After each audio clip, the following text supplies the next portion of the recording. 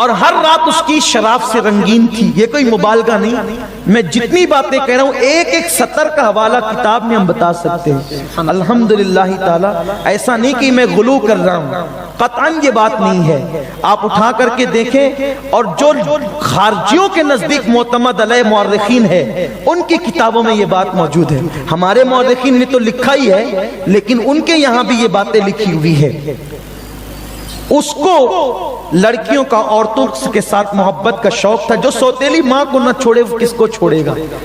ایک عیسائی لڑکی تھی, اس لڑکی کے ساتھ یزید کو محبت ہوئی.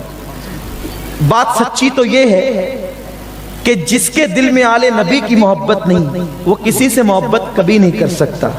وہ محبت کیا تھی؟ وہ نفسوں کی خواہش تھی, نفسانیت تھی. وہ اس نے محبت کا ڈھونگ رچایا اس عیسائی لڑکی کے ساتھ, لیکن وہ لڑکی تھی بڑی ہوشیار. یزید کی موت کی مختلف روایتیں ہیں, لیکن ہر دن ہم الگ الگ روایتیں اس لیے پڑھتے ہیں تاکہ ساری روایتیں آپ کے سامنے ہو اور آپ سب سے عبرت حاصل کریں.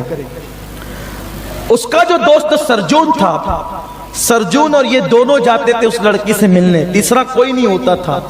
تو لڑکی اتنی ہوشیار تھی, وہ سرجون کو بھی لبھاتی تھی اور اس کو بھی.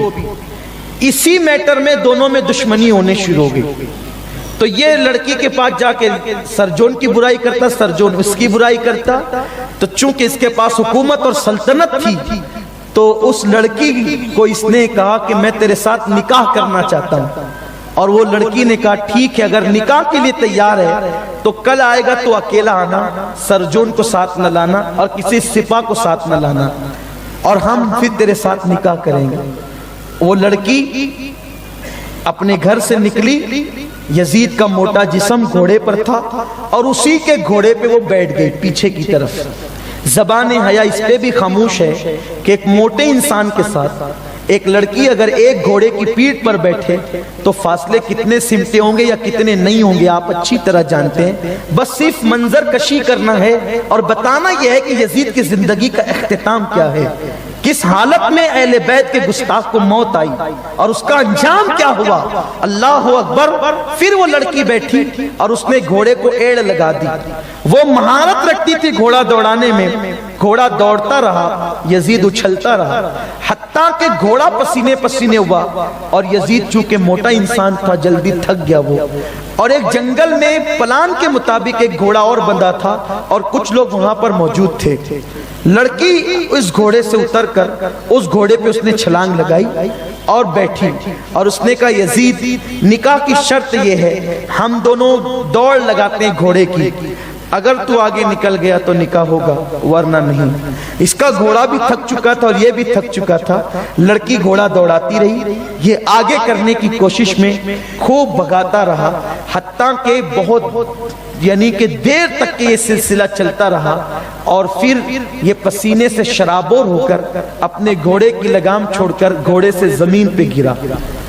جب گھوڑے سے زمین پہ گرا تو یہ تڑپتا تھا مجھے پانی دے دے, پانی دے دے, اور کہتا تھا کہ کسی طرح تیرے ساتھ میرا نکاح ہو جائے. تو لڑکی نے اس کے سینے پہ پیر رکھا, اس عیسائی لڑکی نے, اور پھر کہا ظالم تو پانی مانگتا ہے اور تم مجھ سے نکاح کی بات کرتا ہے. میں نے سنا ہے کہ تیرے حکم سے تیرے نبی کا گلشن ویران ہوا. جو اپنے نبی کی اولاد کا وفادار نہ ہوا وہ میرا کیا وفادار ہوگا. میں تو مذہب کے اعتبار سے عیسائی ہوں. اس لڑکی نے کہا جب تو اپنے نبی کی اولاد سے بے وفائی کرتا ہے مجھ سے وفا کب کرے گا. اور اس نے اپنے کمر سے خنجر نکالا اور یزید کی شہرک پر اس حالت میں جبکہ وہ پیاس کے لیے تڑپ رہا تھا اس کی گردن پر وہ خنجر چلا دیا. اب اس کا ملک شام میں رہنا خطرے سے خالی نہیں تھا. تو اس نے سرجون کو بلایا اور یہ واقعہ بتا کر وہ سرجون کے ساتھ فرار ہو گئی. اور اب یزید کو کاٹ دیا گیا, وہ مر گیا. یہ داستان کسی کو پتا نہیں. یزید کے 8 بیٹے تھے. وہ بیٹوں نے یزید کو ڈھونڈنا شروع کیا, تلاش کرنا شروع کیا, لیکن کہیں نہیں پایا. پھر ایک مرتبہ حکومت کے کچھ سپاہی یا کچھ لوگ شکار کے لیے جنگل میں نکلے تو یزید کے لاشے کو انہوں نے اس حال میں پایا کہ اس کا لاشا سڑ رہا تھا اور اس میں کیڑے موجود تھے. تو اس کے 8 بیٹوں نے مل کر اس کی نماز جنازہ پڑھے بغیر، اس کے جسم کو غسل دیے بغیر، کیونکہ پوزیشن ہی یہ نہ تھی کہ غسل دیا جاتا، کیونکہ جسم پھٹا ہوا تھا اور اس میں کیڑے تھے اور بدبو آ رہی تھی، تو اس کے جسم کو نہلائے بغیر اور نماز جنازہ پڑھے بغیر اس کو جو ہے اس کے بیٹوں نے دفن کر دیا، اور چھپا کر دفن کیا، بتایا نہیں گیا، جنگل کے اندر۔ اور پھر یہاں تک حالات ہوئی کہ بس انہوں نے اعلان کر دیا کہ یزید مر گیا، اور اس کے بعد اس کے بیٹے معاویہ اصغر کو حکومت سونپنے کی بات کی گئی، تو معاویہ اصغر کا کہنا یہ تھا کہ جس تخت پر اہل بیت کے خون کے دھبے ہو وہ تخت مجھے نہیں چاہیے، اور اس نے لینے سے انکار کیا، وہ مر گیا۔ اس کے بعد اس کے آٹھوں بیٹے یکے بعد دیگرے مرض میں مبتلا ہو کے مرتے چلے گئے، اور اس کی نسل وہیں پر ختم ہو گئی۔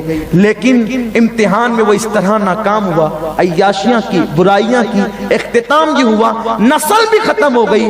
حسین نے سب کچھ لٹایا، مولا اگر تو بیٹا مانگتا ہے جوان تو لے لے، معصوم علی اصغر مانگتا ہے تو لے لے، میری جان چاہیے وہ بھی